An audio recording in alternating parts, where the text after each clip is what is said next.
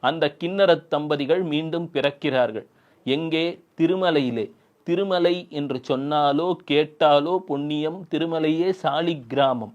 திருமலை என்பது அந்த ஆதிபராசக்தியின் அருளாலே ஆதிவராக கஷேத்திரம் என்ற அருள்நிலைகளை பெற்றது. சொன்ன உடனே இந்த தம்பதிகள், ஐயா, தெரியாமல் தவறு செய்து விட்டோம், எங்களை மன்னித்து விடுங்கள் என்கிறார்.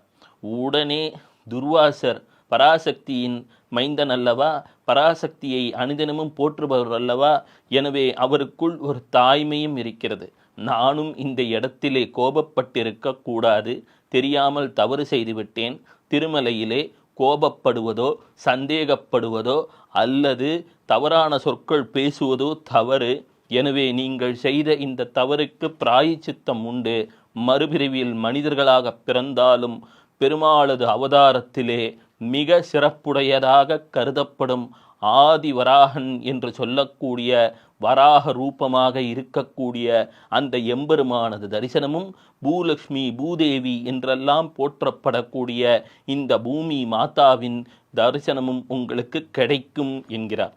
உடனே இவர்கள் மீண்டும் மறுபிறப்பெடுக்கிறார்கள். இவர்கள் விவசாய நிலத்திலே அனுதினமும் அன்னை பராசக்தியை வேண்டி விவசாயம் செய்கிறார்கள். நெல்லெல்லாம் தங்கம் போல மிளர்கிறது. யாரெல்லாம் அம்மா சக்தியை நினைச்சு ஒரு செயலை துவங்குறானோ, ஒரு வியாபாரத்தை செய்கிறானோ, அங்கே செல்வ வளம் பெருகும், தனம் பெருகும், வாழ்க்கையிலே பணம் பெருகும் என்பதெல்லாம் அறிந்ததே.